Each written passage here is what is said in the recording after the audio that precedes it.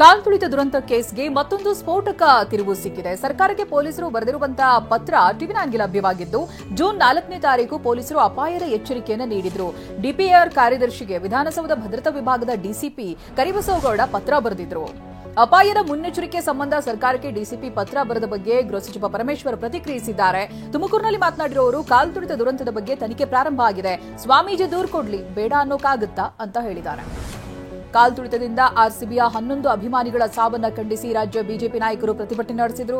ವಿಧಾನಸೌಧದ ಗಾಂಧಿ ಪ್ರತಿಮೆ ಬಳಿ ವಿಧಾನಸಭೆ ವಿಪಕ್ಷ ನಾಯಕ ಆರ್ ಅಶೋಕ್ ನೇತೃತ್ವದಲ್ಲಿ ಪ್ರತಿಭಟನೆ ನಡೆಯಿತು. ವಿಧಾನಸೌಧದ ಡಿಸಿಪಿ ಬರೆದಿದ್ದಂತ ಪತ್ರ ತೋರಿಸಿ ವಿಪಕ್ಷ ನಾಯಕ ಅಶೋಕ್ ವಾಗ್ದಾಳಿ ನಡೆಸಿದ್ದಾರೆ. ಬೇಡ ಬೇಡ ಅಂತ ಡಿಸಿಪಿ ಸ್ಪಷ್ಟವಾಗಿ ಹೇಳಿದ್ದಾರೆ. ಸರ್ಕಾರಕ್ಕೆ ಮಾನ ಮರ್ಯಾದೆ ಇಲ್ಲದೆ ಕಾರ್ಯಕ್ರಮ ಮಾಡಿದೆ ಅಂತ ವಾಗ್ದಾಳಿ ನಡೆಸಿದರು. ಕಪ್ ಆರ್ಸಿಬಿ ಅವರಿಗೆ ಚಿಪ್ ನಿಮಗೆ ಅಂತ ವಿಧಾನ ಪರಿಷತ್ ಸದಸ್ಯ ಛಲವಾದಿ ನಾರಾಯಣಸ್ವಾಮಿ ಕಿಡಿಕಾರಿದ್ದಾರೆ. ಪ್ರತಿಭಟನೆಯಲ್ಲಿ ಭಾಗಿಯಾಗಿ ಮಾತನಾಡಿದ ಅವರು, ಬನ್ನಿ ಬನ್ನಿ ಅಂತ ಕರೆದು 11 ಜೀವ ತೆಗೆದ್ರು ಅಂತ ವಾಗ್ದಾಳಿ ನಡೆಸಿದ್ರು.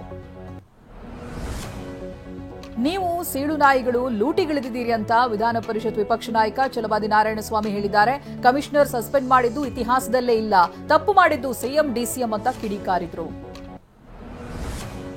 ರಾಜ್ಯ ಸರ್ಕಾರದ ಹಪಾಹಪಿಗೆ ಕಾಲ್ತುಳಿತ ದುರಂತ ಸಂಭವಿಸಿದೆ ಅಂತ ವಿಧಾನ ಪರಿಷತ್ ಸದಸ್ಯ ಸಿಟಿ ರವಿ ಹೇಳಿದ್ದಾರೆ. ಪ್ರತಿಭಟನೆ ವೇಳೆ ಮಾತನಾಡಿದವರು, ನಿಜವಾದ ತಪ್ಪು ಮಾಡಿದವರಿಗೆ ಶಿಕ್ಷೆ ಆಗಬೇಕು ಅಂತ ಹೇಳಿದ್ದಾರೆ.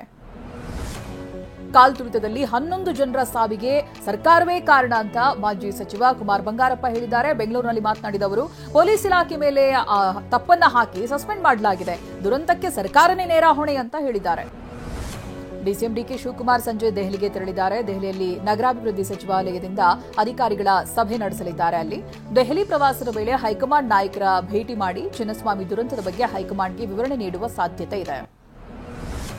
ಆರ್ಸಿಬಿ ವಿಜಯೋತ್ಸವದಲ್ಲಿ ಅಭಿಮಾನಿಗಳು ಗಿಡಗಳನ್ನು ನಾಶ ಮಾಡಿದ್ದಾರೆ. ಆಟಗಾರರನ್ನು ನೋಡುವುದಕ್ಕೆ ವಿಧಾನಸೌಧ ಬಳಿ ಅಭಿಮಾನಿಗಳ ದಂಡೇ ನಡೆದಿತ್ತು. ಜನರ ಕಾಲ್ತುಳಿತದಿಂದ ಕಬ್ಬನ್ ಪಾರ್ಕ್ನಲ್ಲಿ ನೆಲಮಟ್ಟದ ಗಿಡಗಳು ನೆಲಸಮವಾಗಿದೆ ಅಂತ ವರ್ಕರ್ಸ್ ಅಸೋಸಿಯೇಷನ್ ದೂರು ನೀಡಿದೆ. ಚಿನ್ನಸ್ವಾಮಿ ಸ್ಟೇಡಿಯಂ ಬಳಿ ಕಾಲ್ತುಳಿತ ವೇಳೆ ನನ್ನ ಕುತ್ತಿಗೆ ಹಾಗೆ ಎದೆ ಮೇಲೆ ಜನ ನಿಂತಿದ್ರು. ಕೊನೆಯ ಕ್ಷಣದಲ್ಲಿ ಮನೆ ಕರೆ ಮಾಡಿ ನನ್ನನ್ನ ಮರೆತುಬಿಡಿ, ಕ್ಷಮಿಸಿ ಅಂತ ಹೇಳಿದ್ದೆ ಅಂತ ಗಾಯಾಳು ಪ್ರಶಾಂತ್ ಹೇಳಿದ್ದಾರೆ. ರಸ್ತೆಯಲ್ಲಿ 1 ಗಂಟೆ ಬಿದ್ದು ಒದ್ದಾಡಿದ್ದೆ ಅಂತ ಅಂದ್ರು. ಹೇಮಾವತಿ ಕೆನಾಲ್ ಗಲಾಟೆ ವಿಚಾರದಲ್ಲೂ ಸರ್ಕಾರ ದಬ್ಬಾಳಿಕೆ ಮಾಡಿದೆ ಅಂತ ಜೆಡಿಎಸ್ ನಾಯಕ ಸುರೇಶ್ ಬಾಬು ಕಿಡಿಕಾರಿದ್ದಾರೆ. ಬೆಂಗಳೂರಿನಲ್ಲಿ ಮಾತನಾಡಿದ ಅವರು, ದೌರ್ಜನ್ಯದಿಂದ ಡಿಕೆ ಶಿವಕುಮಾರ್ ತಂದೆ ತರ್ತೀನಿ ಅಂದಿದ್ದಾರೆ, ಅದನ್ನ ನಾವು ಖಂಡಿಸ್ತೀವಿ ಅಂತ ಹೇಳಿದ್ದಾರೆ. ನಟ ದರ್ಶನ್ ಹಾಗೆ ಗ್ಯಾಂಗ್ನಿಂದ ಚಿತ್ರದುರ್ಗದ ರೇಣುಕಾಸ್ವಾಮಿ ಹತ್ಯೆ ನಡೆದು ಇದೀಗ 1 ವರ್ಷ ಆಗಿದೆ. ಹೀಗಾಗಿ ಚಿತ್ರದುರ್ಗದ ರೇಣುಕಾಸ್ವಾಮಿ ಭಾವಚಿತ್ರಕ್ಕೆ ಕುಟುಂಬದವರು ನಮನ ಸಲ್ಲಿಸಿದ್ರು. ಸಾಂಪ್ರದಾಯಿಕ ಪೂಜೆ ನಡೆಸಿ ಭಾವಚಿತ್ರಕ್ಕೆ ಸಾಂಕೇತಿಕ ನಮನ ಸಲ್ಲಿಸಿದ್ರು. ನಟ ದರ್ಶನ್ ನಮ್ಮನ್ನ ಸಂಪರ್ಕಿಸಿಲ್ಲ, ನಾವು ಯತ್ನಿಸಿಲ್ಲ ಅಂತ ಮೃತ ರೇಣುಕಾಸ್ವಾಮಿ ತಂದೆ ಕಾಶಿನಾಥಯ್ಯ ಹೇಳಿದ್ದಾರೆ. ಚಿತ್ರದುರ್ಗದಲ್ಲಿ ಮಾತನಾಡಿದ ಅವರು, ಸರ್ಕಾರ ಹಾಗೆ ಕೋರ್ಟ್ ಮೇಲೆ ನಂಬಿಕೆ ಇದೆ ಅಂತ ಹೇಳಿದ್ದಾರೆ. ನನ್ನ ಮಗನನ್ನ ಕೊಂದವರಿಗೆ ತಕ್ಕ ಶಿಕ್ಷೆಯಾಗಬೇಕು ಅಂತ ರೇಣುಕಾಸ್ವಾಮಿ ತಂದೆ ಕಾಶಿನಾಥಯ್ಯ ಆಗ್ರಹಿಸಿದ್ದಾರೆ. ಟಿವಿ9 ಜೊತೆ ಮಾತನಾಡಿದ ಅವರು, ಸೊಸೆ ಮತ್ತೆ ಮೊಮ್ಮಗನ ಜೀವನಕ್ಕೆ ಸರ್ಕಾರ ಅನುಕೂಲ ಮಾಡಲಿ ಅಂತ ಮನವಿ ಮಾಡಿದ್ದಾರೆ. ಯುವತಿಯನ್ನ ಅಡ್ಡಗಟ್ಟಿ ಮೊಬೈಲ್ ಸುಲಿಗೆ ಮಾಡಿದ್ದ ಆರೋಪಿಗಳನ್ನು ಕಲಬುರಗಿಯ ಪೊಲೀಸರು ಬಂಧಿಸಿದ್ದಾರೆ. ಮಿಲ್ಲತ್ ನಗರ ನಿವಾಸಿ ಅಹಮದ್ ಅಬ್ಬಾಸ್ನನ್ನ ಎಂಬಿ ನಗರ ಠಾಣೆಯ ಪೊಲೀಸರು ಬಂಧಿಸಿದ್ದಾರೆ. ಜೂನ್ 4ನೇ ತಾರೀಕು ಬಸವೇಶ್ವರ ಆಸ್ಪತ್ರೆ ಬಳಿ ಯುವತಿಯನ್ನ ಅಡ್ಡಗಟ್ಟಿದ್ದ ಖದೀಮ ಮೊಬೈಲ್ ದೋಚಿದ್ದ. ಈ ಬಾರಿ ಅವಧಿಗೂ ಮುನ್ನವೇ ಮುಂಗಾರು ಎಂಟ್ರಿ ಕೊಟ್ಟಿದೆ. ಏಲಕ್ಕಿ ಬೆಳೆಗಾರರು ಕಂಗಾಲಾಗಿದ್ದಾರೆ. ಕೇರಳದ ಇಡುಕಿಯ ರೈತರು ಉತ್ತಮ ಬೆಳೆಯ ನಿರೀಕ್ಷೆಯಲ್ಲಿದ್ದರು.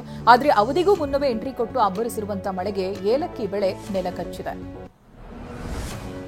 ಕೇಂದ್ರ ಗೃಹ ಸಚಿವ ಅಮಿತ್ ಶಾ ತಮಿಳುನಾಡು ಪ್ರವಾಸದಲ್ಲಿದ್ದಾರೆ. ಮುಂದಿನ ವರ್ಷ ನಡೆಯುವ ವಿಧಾನಸಭೆ ಚುನಾವಣೆಗೆ ರಣತಂತ್ರ ರೂಪಿಸಲಾಗ್ತಾ ಇದೆ.